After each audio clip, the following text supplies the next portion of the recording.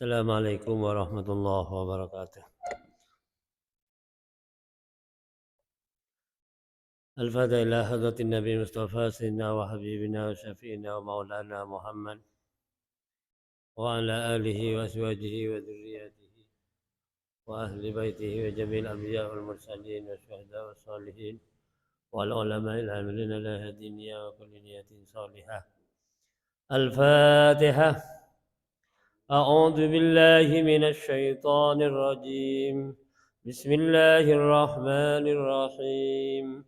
الحمد لله رب العالمين الرحمن الرحيم مالك يوم الدين إياك نعبد وإياك نستعين اهدنا الصراط المستقيم صراط الذين أنعمت عليهم غير المغضوب عليهم ولا الضالين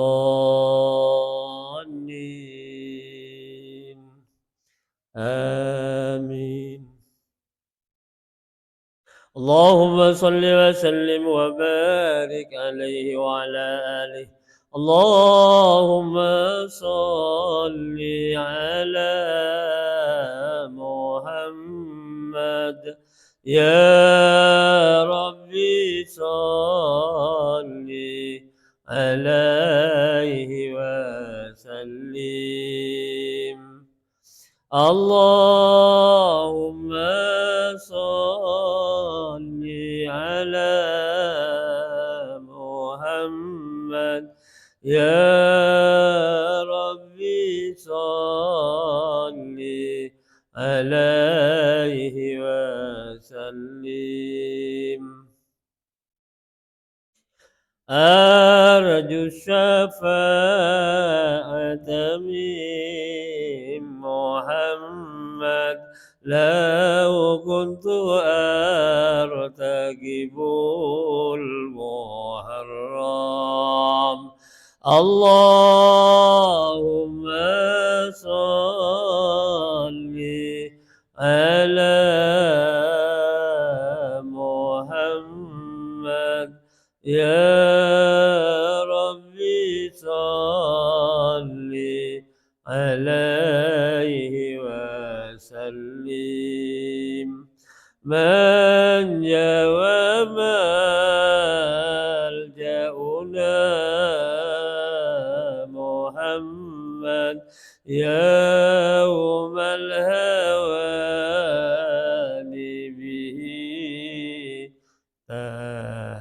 الشام.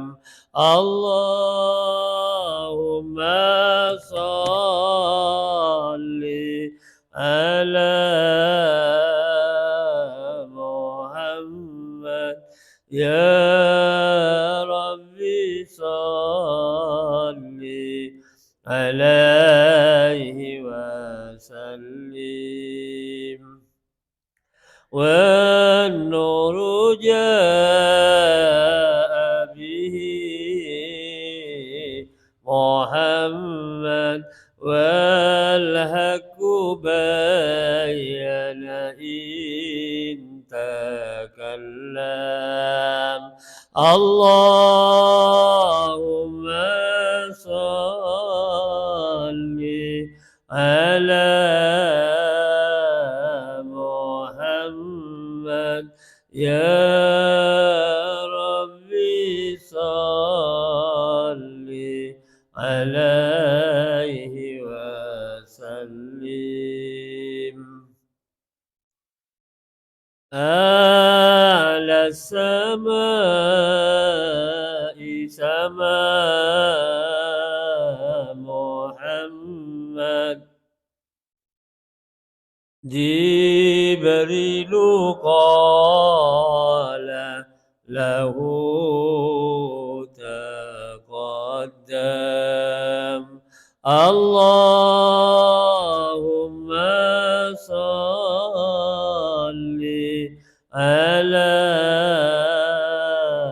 محمد يا ربي صل عليه والجند حين غزا محمد منهم ملائكة تسوام اللهم صل على محمد يا ربي صل عليه وسلم والدنا أظهره محمد والكفر أبطله فهدم اللهم صل على محمد يا ربي صل عليه وسلم صلى الإله على محمد والآل كلهم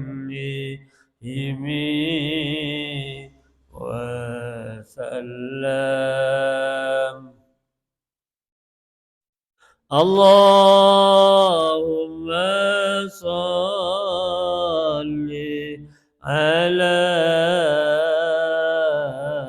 محمد يا ربي صل عليه وسلم وصلى الله على محمد وعلى صحبه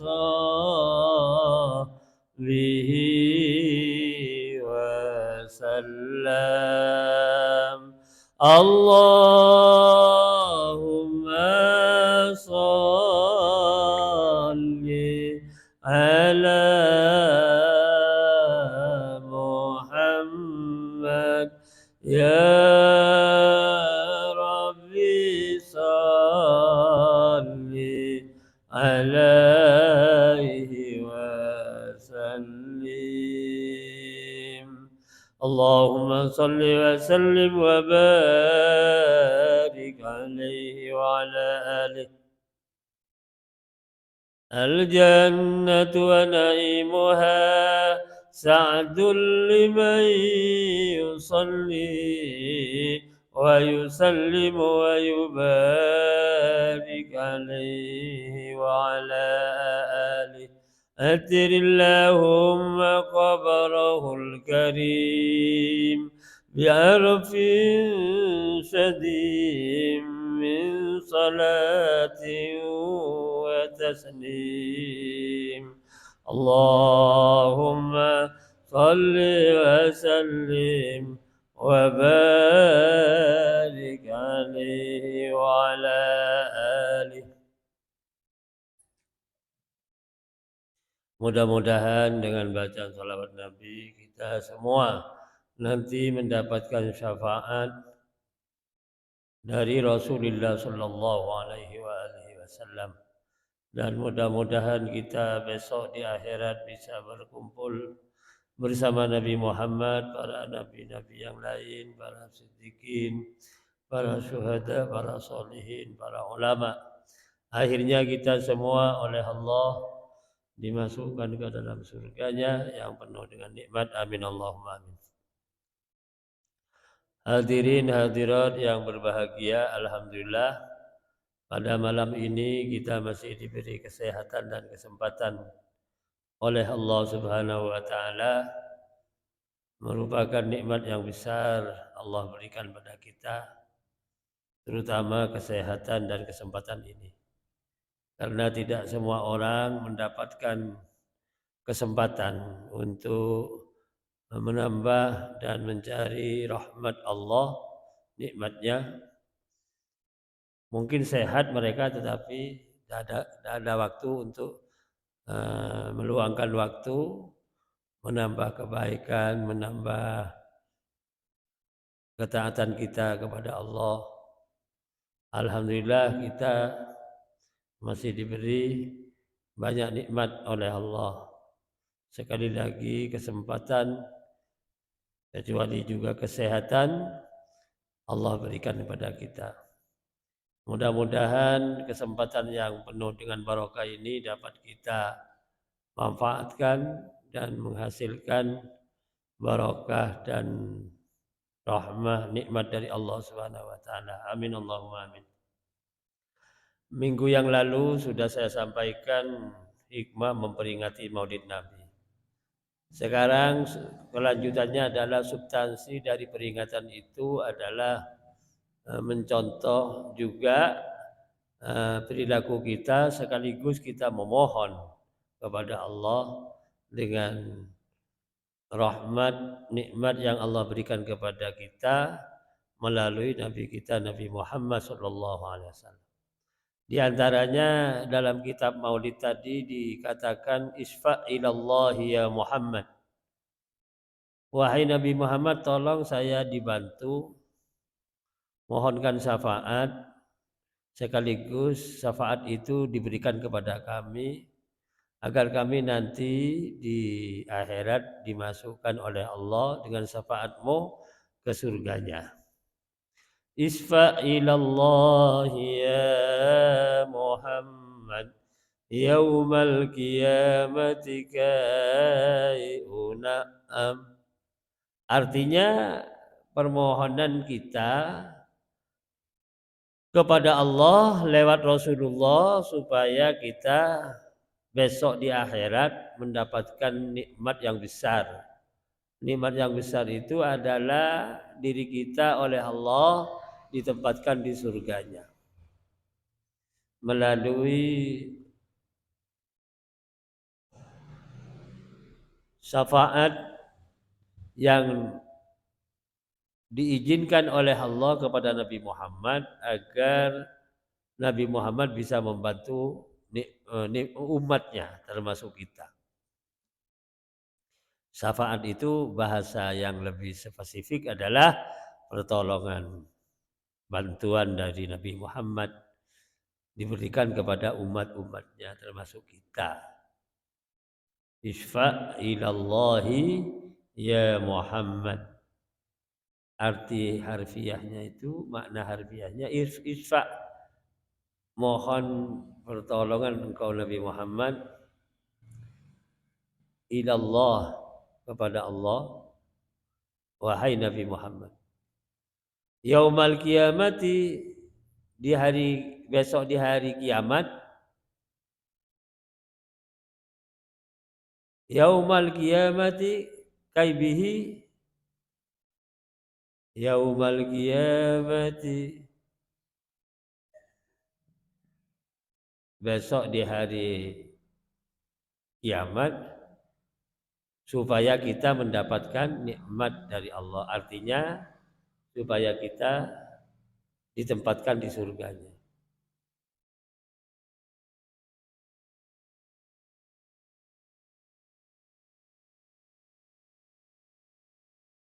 Hadirin hadirat yang berbahagia.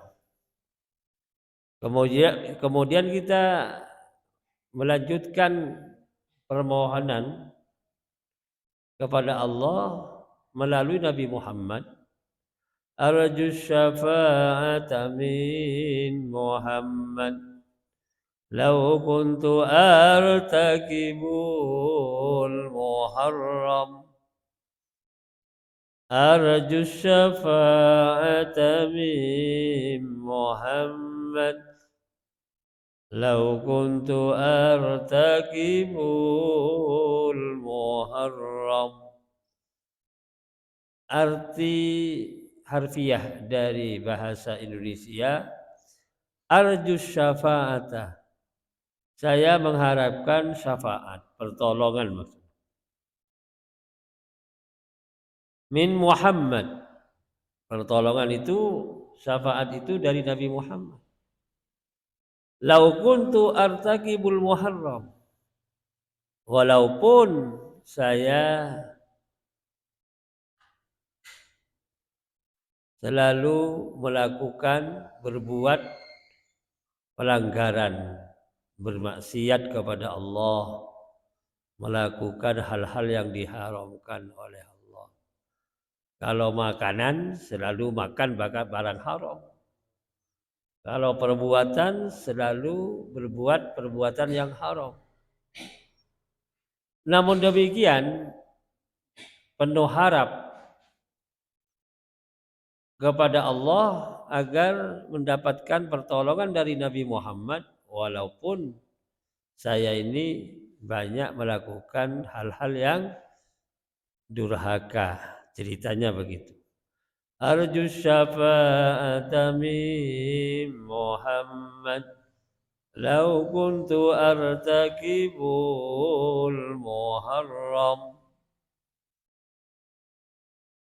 Jadi kita memang tidak patah hati bahasanya.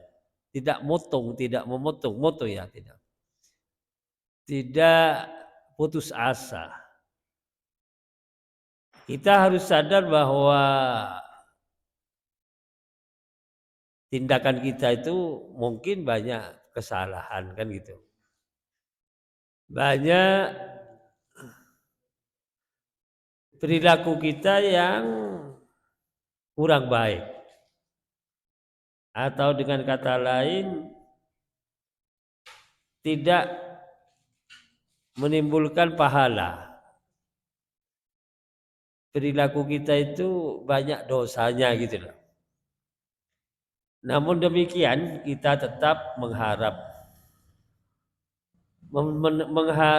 sepenuh hati mendapatkan syafaat dari Nabi Muhammad atas izin Allah, walaupun banyak kesalahan kepada Allah, kan begitu.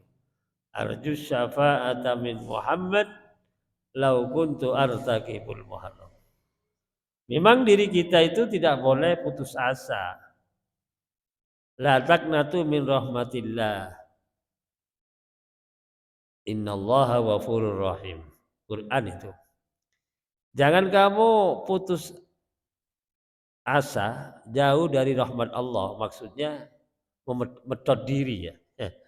Kan banyak orang, mohon maaf ya, terlanjur berdosa, melakukan dosa sak banyak-banyaknya. Nah itu namanya jarak itu malah. Atau dengan bahasa yang lebih spesifik, memang dia malas bertaubat kepada Allah karena terlanjur banyak dosa. Umat Muhammad termasuk kita ini tidak boleh begitu. Tetap sadar bahwa diri kita mungkin dosa ada, tetapi tetap mengharapkan rahmat dari Allah lewat Nabi Muhammad. Arju syafa'ata min Muhammad lau kuntu artakibul muharram. Nah di sini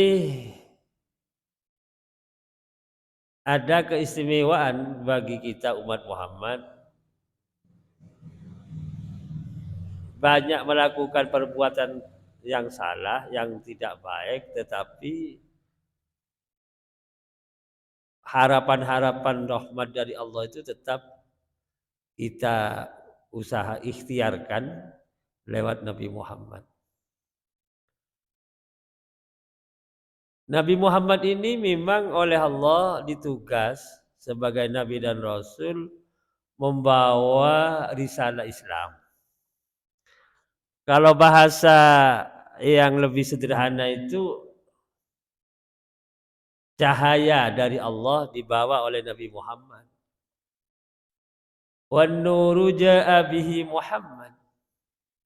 Adapun cahaya bawa Nabi Muhammad, dengan cahaya itu disampaikan kepada umatnya termasuk pada kita. Wan nuru jaa bihi Muhammad wal haqqu bayyana in takallam. Cahaya yang dibawa Nabi Muhammad itu bahasa yang gampang itu ya agama Islam.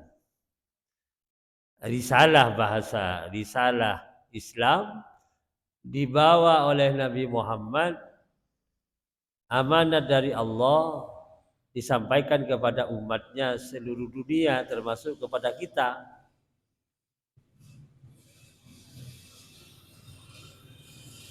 Wan nuru jaa bihi Muhammad wal haqqu bayyana in takallam.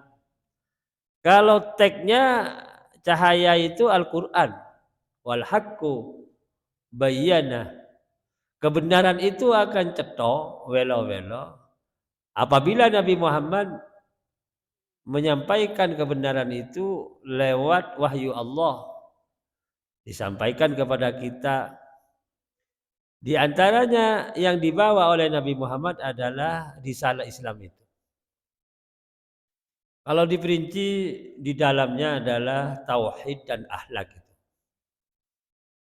Kecuali aturan-aturan yang ada di dalam Islam itu yang disebut kalau bahasa yang secara ilmiah itu ilmu syariat, ilmu akidah, ilmu akhlak. Jadi risalah Islam mengandung 3 unsur. Dari risalah itu adalah syariat dari Allah, akidah berkaitan keyakinan kita kepada Allah terutama, kepada Rasulullah, kepada malaikatnya, kepada kitabnya, kepada hari akhir, kepada takdir, qada dan qadar.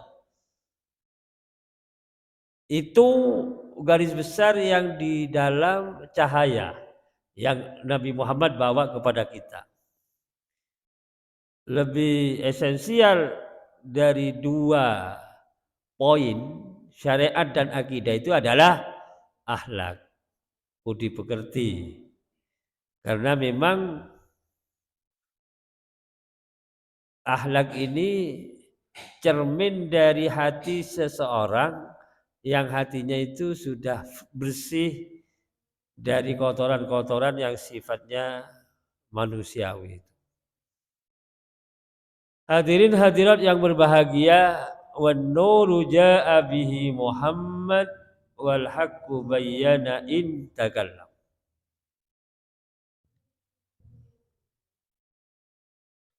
Alhamdulillah Nabi Muhammad ini sudah banyak kita ketahui sejarah daripada beliau, disampaikan oleh para guru-guru kita, para kiai, para ustadz, para mubalik berkaitan dengan kepribadian Nabi Muhammad.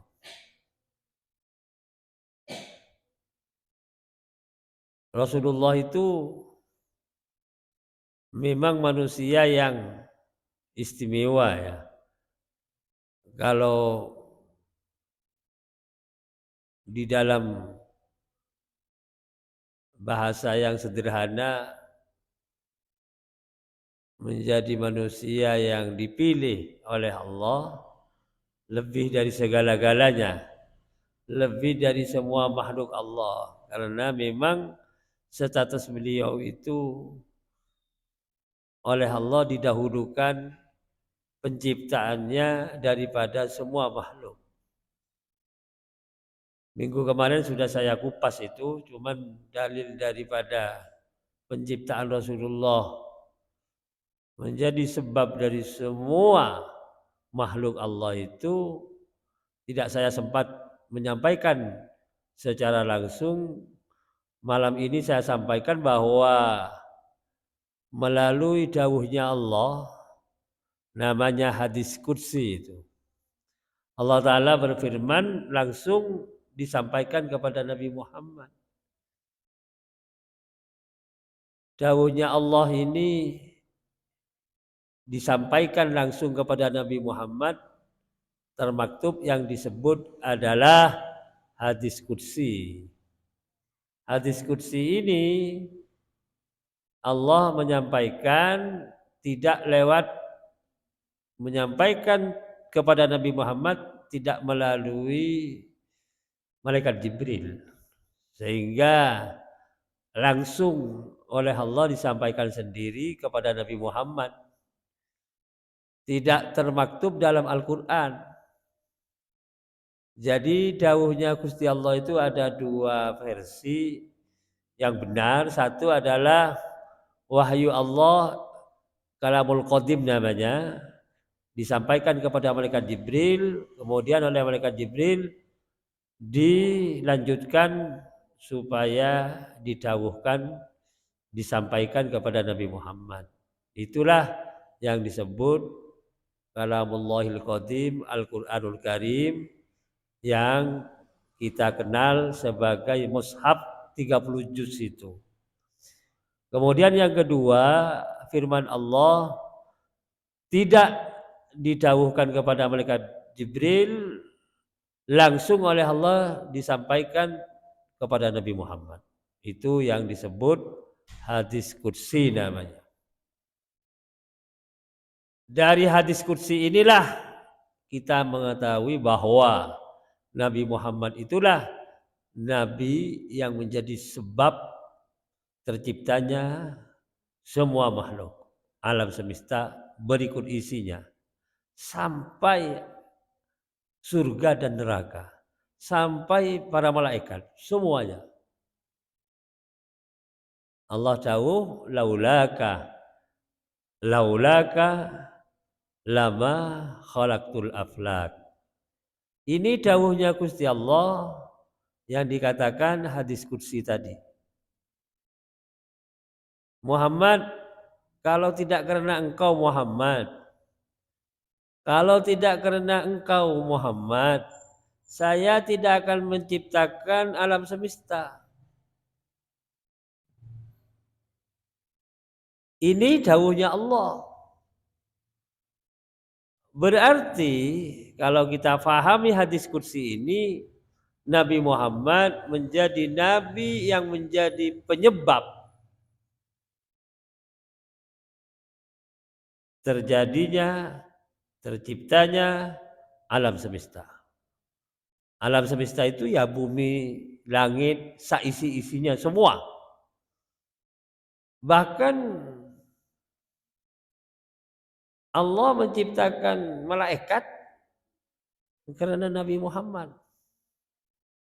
Jadi kalau bahasa yang lebih sederhana itu, kalau tidak karena Nabi Muhammad, malaikat tidak ada. Sampai semua surga juga. Kalau bukan karena Nabi Muhammad, surga tidak ada. Neraka juga. Kalau tidak karena Nabi Muhammad, tidak ada neraka. Walhasil semua makhluk dunia akhirat yang Allah ciptakan karena Nabi Muhammad. Nah ini kita mengetahui ini dulu supaya pemahaman kita itu tentang keberadaan makhluk Allah berkaitan dengan kesemuanya, terutama Nabi Muhammad, kita tahu, oh statusnya beliau seperti itu. Hadirin hadirat yang berbahagia. Jadi menjadi penyebab global, universal Nabi Muhammad. Kemudian ada contoh sederhana yang terjadi pada Nabi Muhammad, itu buktinya dikatakan dalam kitab Maulid tadi, a'las sama'i sama Muhammad Jibril qala lahu taqaddam a'las sama Muhammad. Langit ini paling tinggi ini. Tapi masih lebih tinggi Nabi Muhammad. Gini ceritanya. Jadi setinggi-tingginya langit dari 1 sampai 7 sampai Sidratil Muntaha, Nabi Muhammad di atasnya. Itu. Ini terbukti waktu Mi'raj. Nabi Muhammad itu dikawal oleh malaikat Jibril. Begitu sampai Sidratil Muntaha, a'las sama Muhammad. Langit sudah puncaknya, tidak ada lagi di atasnya. Disebut Sidratil Muntaha. A'las sudah top sama Muhammad. Nabi Muhammad masih di atasnya. Ini kalau kita ingin tahu. Itu kalau dalam bahasa Mi'raj disebut raf-raf. Raf-raf itu ini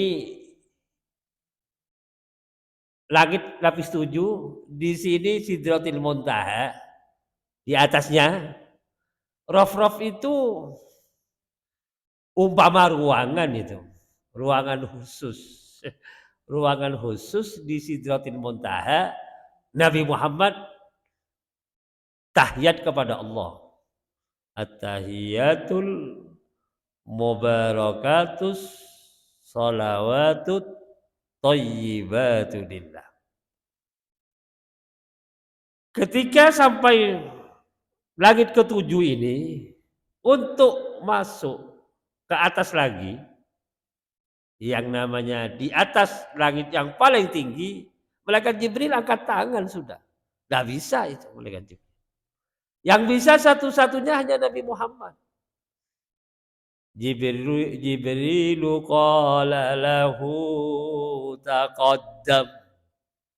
Begitu sudah sampai di puncak, malaikat Jibril matur pada Nabi Muhammad, kula sampai mriki atau mriki mawon. Kula boten saged jenengan mawon mrika. Nah ini contoh yang satu dari sekian banyak contoh ya tentang posisi Nabi Muhammad.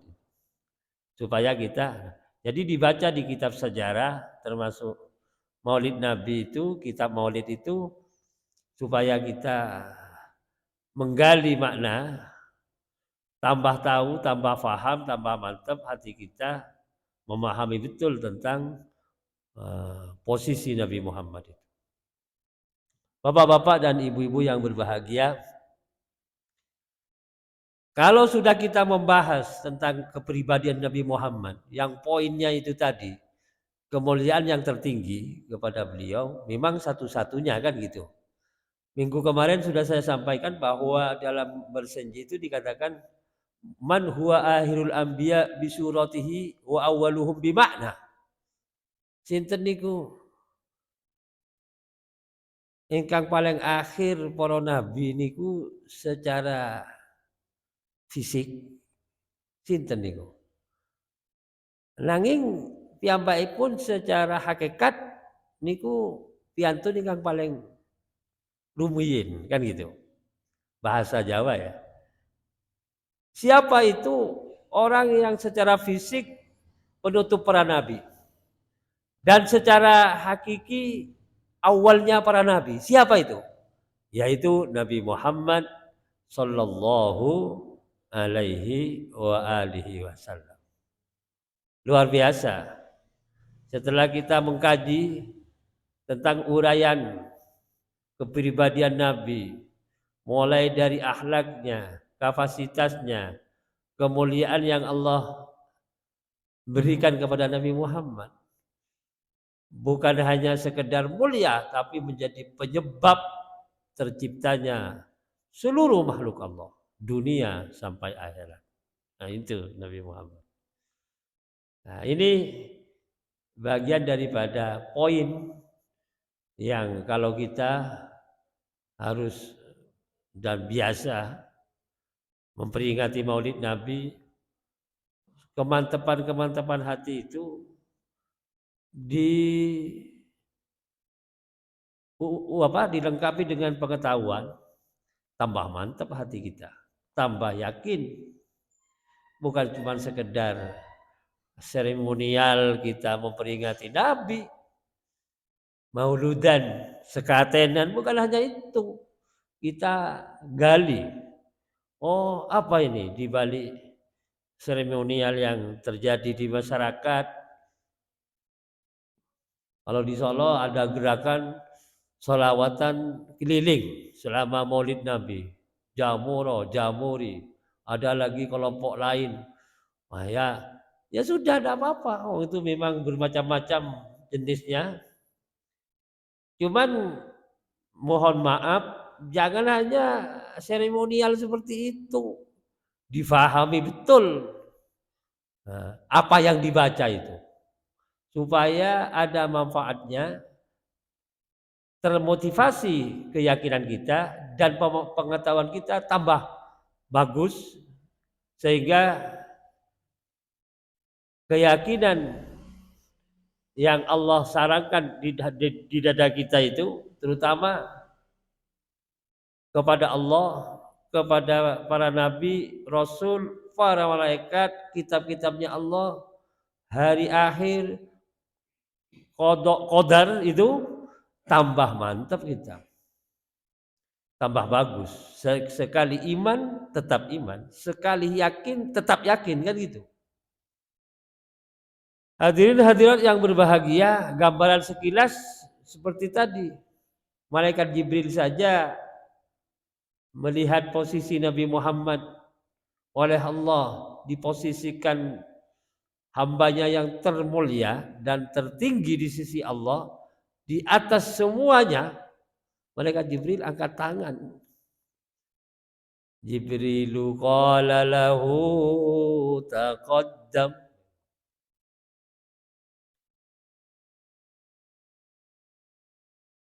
Kemudian keistimewaan yang Allah berikan kepada Nabi Muhammad, satu peristiwa besar. Nabi Muhammad ini ditantang oleh orang kafir. Ya, namanya saja orang tidak percaya. Akhirnya terjadi peperangan. Disebut perang Badar itu. Lah, perang Badar ini perang terhebat. Soalnya kalau 1000 berbanding 10.000. Itulah ceritanya. Dalam satu riwayat 3.000 berbanding 30.000. Ya. Kalau 100 berbanding 3.000 misalnya. 300 orang berbanding 3.000. 1.000 berbanding 10.000. Berapa persen itu? Itu Nabi Muhammad dikatakan dalam Al-Quran bahwa minoritas, tetapi dengan izin Allah kan menang, kan gitu perangnya itu. Perang dengan orang kafir yang dikatakan perang Badar itu.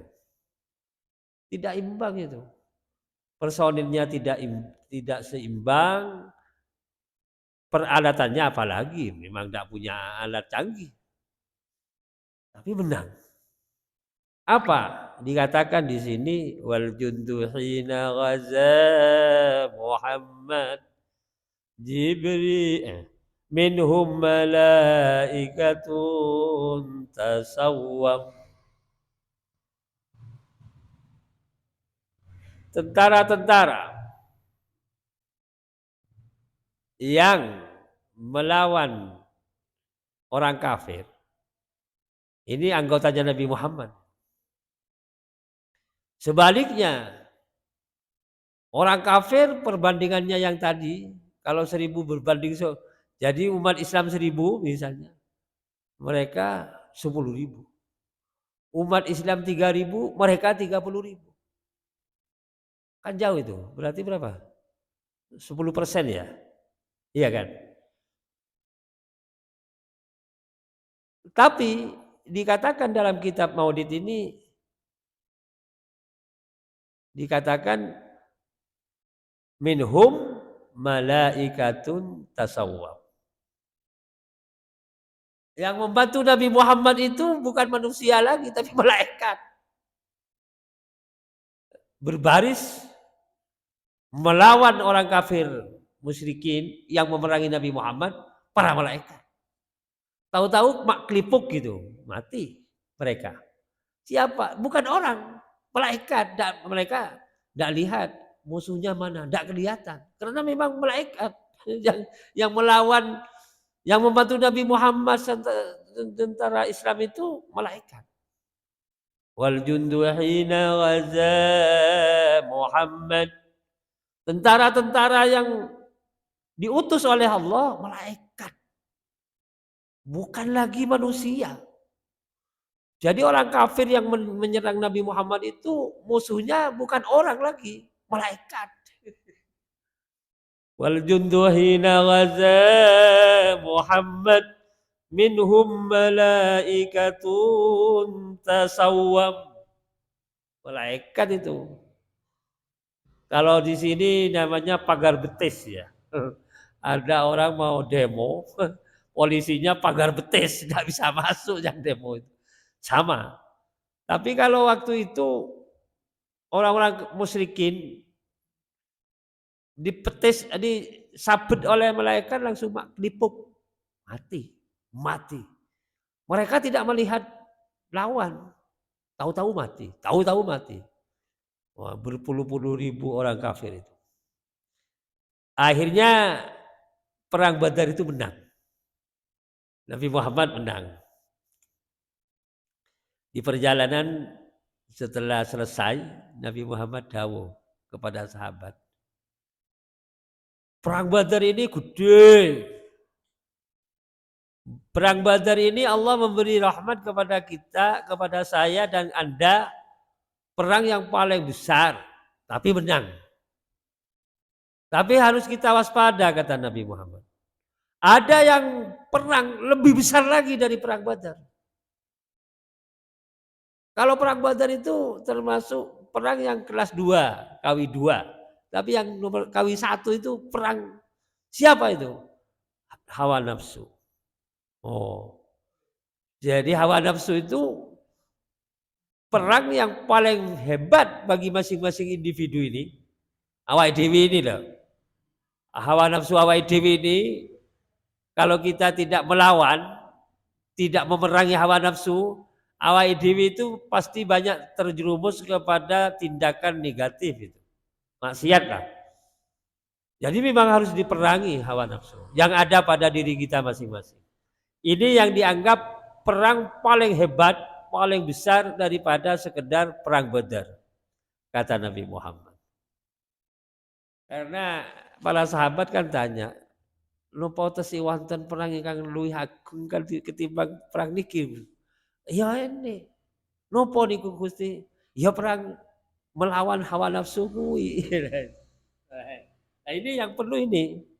Kita semua harus tahu bahwa memerangi hawa nafsu supaya kita tidak terjerumus pada tindakan negatif, maksiat kepada Allah, harus dilawan hawa nafsu. Kalau dalam Quran kan sudah dikatakan wa ma ubarri'u nafsi innan nafsa la ammaratum bisu. Awak dewi tidak bisa merdeka, tidak bisa lepas dari ajakan hawa nafsu yang ada pada diri kita masing-masing karena hawa nafsu itu mengajak pada tindakan negatif. Ini memang harus banyak bahasa di sini hanya banyak tirakatnya, harus banyak semiti, harus banyak istighfarnya, banyak permohonan kepada Allah supaya bisa melumpuhkan hawa nafsu. Ya kalau yang populer melemahkan hawa nafsu itu kan berpuasa, kan gitu ya. Awake dhewe puasa males kan gitu. Ya hawa nafsunya wah hebat tuh bergejolak di dalam diri kita masing-masing. Kalau tidak kuat iman, tidak mantap hatinya, hawa nafsu itu mudah mempengaruhi pada masing-masing individu. Iman ini yang harus dimantapkan supaya hawa nafsunya berat untuk mengganggu awak dhewe. Terutama masalah keyakinan. Tidak sekedar kalau syariat itu tataran casing itu syariat. Casing. Tapi yang namanya akidah itu bagian mesin-mesin di dalam. Jadi kita sekarang kan terjebak dengan casing itu. Ya. Kalau barang itu asal casingnya bagus, bagus. Padahal jenuh ini bobrok tak kena. Tuh. Nah ini yang perlu diwaspadai. Ganggih betul kepanggih itu kan banyak. Itu karena hatinya jelek. Ganggih betul kepanggih. Berarti mesinnya itu karatan sudah. Oleh sebab itu kita harus ya lahiriah casing bagus, tapi juga di dalam mesin-mesin komponen di dalam itu harus bagus-bagus. Iya banyak diservis gitu. Ya, karena sudah dipakai bertahun-tahun, mungkin neyeng barang karatan hati kita ini komponennya kan ada macam-macam di dalam. Hadirin hadirat yang berbahagia, ini gambaran sekilas. Kalau kemarin hikmah memperingati Maulid Nabi, sekarang hikmah menggali substansi keberadaan Nabi Muhammad Sallallahu Alaihi Wasallam, manusia termulia di sisi Allah, mempunyai kapasitas dunia akhirat, ya berfungsi sebagai penyebab yang universal. Saya kira itu segi sedikit, insya Allah dalam pertemuan akan datang dilanjutkan lebih canggih lagi, lebih jeru lagi, lebih bagus lagi berwawasannya supaya kita punya wawasan yang lebih komprehensif. Nggak boleh kita cupet-cupet gitu loh cara berpikirnya di dalam beragama. Maulaya salli wa sallim daiman abada ala habibika khairil khalqi kullihim huwal habibul ladzi turja syafa'atuhu likulli hawlin minal ahwali muqtahimi ya rabbi bil mustafa balligh maqasidana واغفر لنا ما مضى يا واسع الكرم ربنا آتنا في الدنيا حسنة وفي الآخرة حسنة وقنا عذاب النار والحمد لله رب العالمين. السلام عليكم ورحمة الله wabarakatuh.